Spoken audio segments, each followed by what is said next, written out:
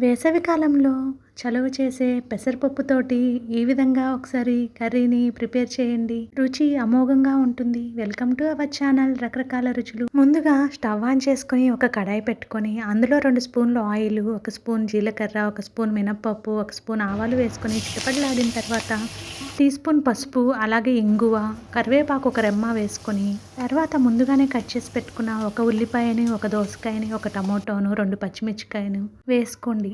తర్వాత గెరిటితోటి బాగా మిక్స్ అయ్యేంత వరకు కలుపుకొని కొంచెం రాళ్ళ ఉప్పు వేసుకోండి. టైంలో ఉప్పు వేస్తే ముక్కలకు బాగా పట్టి మంచి టేస్టీగా ఉంటుంది.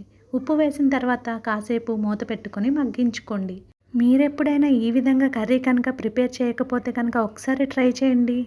ఎప్పుడూ ఈ విధంగానే చేసుకుంటారు, చాలా బాగుంటుంది. ఇప్పుడు ఈ ముక్కలలో ఒక టీ గ్లాస్ వాటర్ పోసుకొని మళ్ళీ మూత పెట్టుకొని మగ్గించుకోండి. 4-5 నిమిషాల పాటు మగ్గిన తర్వాత ఇప్పుడు కూర రుచికి సరిపడినంత కారాన్ని యాడ్ చేసుకోవాలి. వేసిన ఈ క్వాంటిటీకి 2 స్పూన్ల కారం సరిపోతుంది. ఇప్పుడు ఈ కూరలో అసలైన ఇంగ్రీడియంట్ అయిన పెసరపప్పును ముందుగానే 4-5 గంటల పాటు నానబెట్టుకొని నీళ్ళంతా వడకట్టుకొని ఆ పప్పుల్ని ఇందులో యాడ్ చేసుకోండి. పెసరపప్పు కూడా వేసుకొని కూరలో బాగా మిక్స్ అయ్యేంత వరకు ఇలా మొత్తం తిప్పుకొని ఇప్పుడు కూరకు సరిపడా ఉప్పుని యాడ్ చేసుకోవాలి. ఆల్రెడీ ముందు యాడ్ చేసుకున్నాం కాబట్టి చూసుకొని యాడ్ చేసుకోండి. తర్వాత 2 టీ గ్లాసుల నీళ్లను యాడ్ చేసుకొని ఇలా మూత పెట్టుకొని మీడియం ఫ్లేమ్లో ఒక 5 నిమిషాల పాటు ఉడికించుకోవాలి. 5 నిమిషాల తర్వాత మూత తీసుకొని మళ్ళీ ఒకసారి మొత్తం మిక్స్ చేసుకొని మళ్ళీ మూత పెట్టుకొని ఈ విధంగా ఈ కన్సిస్టెన్సీ వచ్చేంత వరకు మగ్గించుకొని స్టవ్ ఆఫ్ చేసేసుకోండి. ఇష్టమైన వారు కొత్తిమీరను యాడ్ చేసుకోండి. వేడివేడిగా రోటీలోకి, రైస్లోకి సర్వ్ చేసుకుంటే